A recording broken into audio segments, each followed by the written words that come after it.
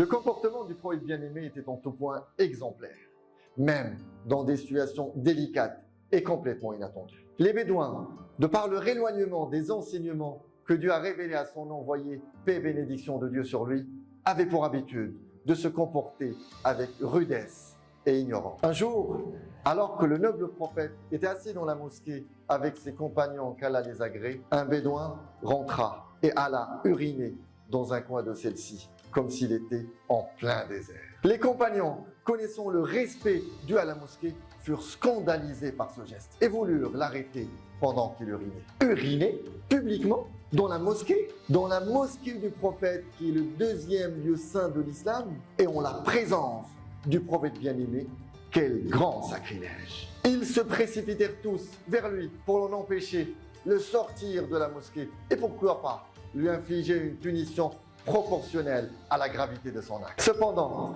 celui dont le comportement est exemplaire, celui qui a été envoyé pour annoncer la bonne nouvelle, pour rendre leur vie plus facile, leur défendit de le faire. Dans le hadith authentique, Anas, qu'Allah satisfait de lui, rapporta: alors que nous étions assis dans la mosquée avec le prophète, paix et bénédiction de Dieu sur lui, un bédouin rentra et alla uriner dans un coin de la mosquée. Les compagnons se précipitèrent alors sur lui. Mais le messager d'Allah s'écria: laissez-le finir, ne l'interrompez pas. Ils le laissèrent. Et lorsqu'il eut fini d'uriner, le messager d'Allah l'appela et lui dit: il ne convient pas de souiller ces mosquées avec cette urine et ces saletés. Elles sont consacrées à l'évocation d'Allah, exalté soit-il, à la prière et à la récitation du Coran. Ensuite, il ordonna à ce qu'on apporte un seau d'eau et le versa sur l'endroit souillé. Il dit alors à ses compagnons: Allah ne vous a suscité que pour faciliter les choses et ne vous a jamais sollicité pour les rendre difficiles. Spontanément, le bédouin, pris de stupeur face à l'attitude du prophète,